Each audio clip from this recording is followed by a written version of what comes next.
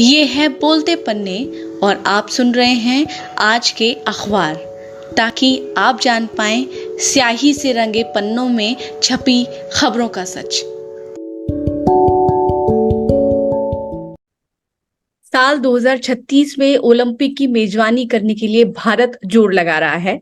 पाकिस्तान पर भारत की जोरदार जीत हुई है और गाजा में धमाकों के बीच लाखों लोगों ने उत्तरी क्षेत्र छोड़ना शुरू कर दिया है। नमस्कार, ये हैं 15 अक्टूबर के अखबारों की प्रमुख खबरें। मैं हूं शिवांगी और शुरू कर रहे हैं आज का सफर। दैनिक भास्कर ने अपनी खबर में बताया है कि इजराइल ने शनिवार को उत्तरी गाजा को खाली करने की मियाद को 6 घंटे बढ़ा दिया है। इससे पहले इजराइल ने 24 घंटे का समय गाजा के लोगों को दिया था।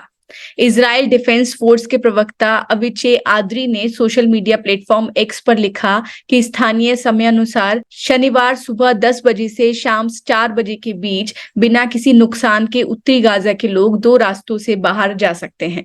इसके अलावा दैनिक भास्कर ने अपने पहले पन्ने की प्रमुख खबर हमास के एयरफोर्स चीफ की मौत से जुड़ी लगाई है।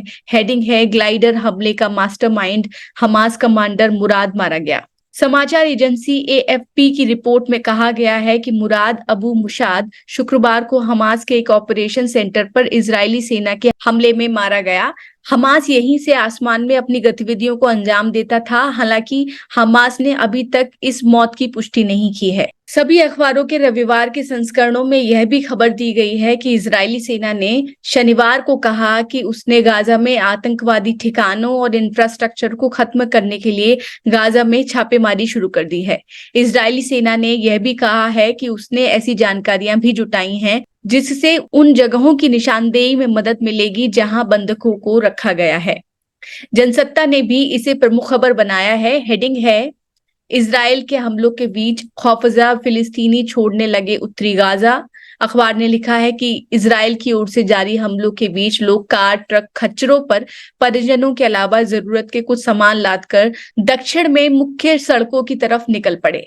इंडियन एक्सप्रेस ने हेडिंग लगाई है, thousands flee north Gaza, Israel opens 2 exit routes. खबर में यह भी बताया गया है कि प्रधानमंत्री नेतन्याहू ने सेना से कहा है कि जमीनी ऑपरेशन के अगले चरण के लिए वे तैयार हो जाएं। इसी मामले को दैनिक जागरण ने मुख्य खबर बनाते हुए हेडिंग लगाई है, शुरू होगा हमास पर दूसरे हमले का दौर। इसके अलावा इजरायली सेना ने कहा है कि उसने दक्षिणी लेबनान में हिजबुल्लाह के ठिकानों पर हमले किए हैं। दूसरी ओर दक्षिणी लेबनान में समाचार एजेंसी रॉयटर्स के एक वीडियो जर्नलिस्ट की लाइव कवरेज के दौरान मिसाइल फायरिंग से मौत हो गई। करीब 6 और पत्रकार इस हमले में घायल हो गए हैं। और अब खबर युद्ध के बीच फंसे भारतीयों को स्वदेश लाने से जुड़ी। ऑपरेशन अजय नाम से चलाए जा रहे इस अभियान का दूसरा जत्था शनिवार को स्वदेश लौट आया। इस विमान में कुल 235 लोग सुरक्षित भारत आए हैं। दोस्तों, आपको बता दें कि हमले में अब तक अमेरिका, नेपाल व यूरोपीय देशों के कई नागरिकों की मौत हो चुकी है। हालांकि इस मामले में भारतीय अभी तक सुरक्षित हैं। आज के हिंदुस्तान टाइम्स ने न्यूजीलैंड में हुए आम चुनाव से जुड़ी खबर को पहले पन्ने पर जगह दी है। यहाँ की जनता ने पूर्व कारोबारी क्रिस्टोफर लक्सन को निर्णायक जीत दिलाई है और वे देश के नए प्रधानमंत्री होंगे। लोगों ने 6 साल की उदारवादी सरकार के बाद बदलाव के लिए वोट किया है। लक्सन सेंटर राइट विचारधारा वाली पार्टी के प्रतिनिधि हैं। आपको बता दें, निवर्तमान सरकार की ज्यादातर अवधि के दौरान इसका नेतृत्व जेसिंडा आर्डर्न ने किया था, जिनके कई फैसलों को दुनिया भर में सराहा गया। अब बात देश की प्रमुख खबरों की करें तो साल 2036 के ओलंपिक की मेजबानी के लिए भारत जोर लगा रहा है। इस बात की आधिकारिक पुष्टि शनिवार को पीएम नरेंद्र मोदी के बयान से हो गई। दैनिक भास्कर ने पहले पन्ने पर खबर लगाई है, भारत 2036 ओलंपिक के आयोजन में कोई कसर नहीं छोड़ेगा। टाइम्स ऑफ इंडिया ने इसी खबर को लीड स्टोरी बनाते हुए लिखा है, it's official, India will bid to host the 2036 Olympics, confirms PM Modi. Indian Express ने भी इसी खबर को लीड स्टोरी बनाया है।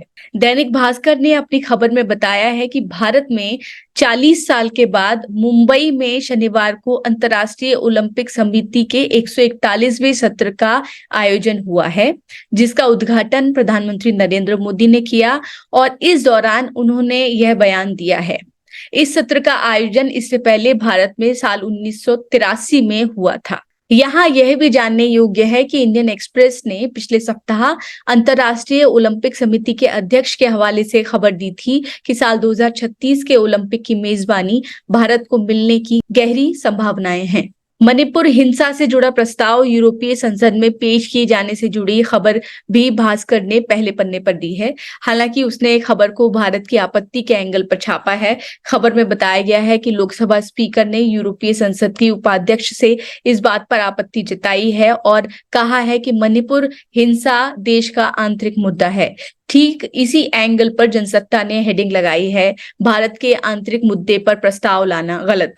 जनसत्ता में एक अन्य खबर अग्निवीर की मौत से जुड़ी है, जिस पर सेना की ओर से कहा गया है कि यह एक आत्महत्या है। एलओसी के पास से अमृतपाल नाम के अग्निवीर का शव 11 अक्टूबर को पाया गया था। उनके शरीर में गोली के जख्म थे। सेना ने यह भी कहा है कि अधिक जानकारी के लिए कोर्ट ऑफ इंक्वायरी जारी है। और अब बात शनिवार को हुए भारत पाकिस्तान क्रिकेट मैच की करें तो हिंदुस्तान टाइम्स, दैनिक जागरण और अमर उजाला ने इस खबर को पहले पन्ने की लीड स्टोरी बनाया है। एसटी की हेडिंग है, India 8 Pakistan 0, dominance on the big stage continues. Dainik Jagran ने लिखा है, अजय भारत। इसके अलावा अमर उजाला ने खेलों से जुड़ी एक और खबर को पहले पन्ने पर जगह दी है। ये खबर शतरंज से जुड़ी है, जिसमें बताया गया है कि 17 साल के रौनक अंडर 20 के विश्व चैंपियन बन गए हैं। और अब खबर दिल्ली की हवा खराब होने से जुड़ी। दिल्ली के उपराज्यपाल ने पंजाब व हरियाणा की सरकारों को पत्र लिखकर पराली जलाने के मामलों पर कदम उठाने को कहा है। साथ ही पराली जलाने के मामलों में वृद्धि पर चिंता जाहिर की है। सभी अखबारों ने अपने राष्ट्रीय संस्करण में इस खबर को प्रमुखता दी है। अमर उजाला ने पीएम मोदी के लिखे गरबा गीत के रिलीज से जुड़ी खबर को पहले पन्ने की एंकर स्टोरी बनाया है। यूट्यूब पर रिलीज हुए नवरात्रि से जुड़े इस गीत को 26 लाख लोग देख चुके हैं। इसके बोल हैं, गाए तेनो गारवो ने झीलो तेनो गारवो। और अंत में चलते चलते एक खबर, हर साल 23 अगस्त को राष्ट्रीय अंतरिक्ष दिवस के रूप में मनाया जाएगा। अंतरिक्ष विभाग की ओर से शुक्रवार को इस बारे में अधिसूचना जारी कर दी गई। इस दिन मिशन चंद्रयान की सफल लैंडिंग हुई थी। तो दोस्तों, ये थे आज के अखबार की प्रमुख खबरें।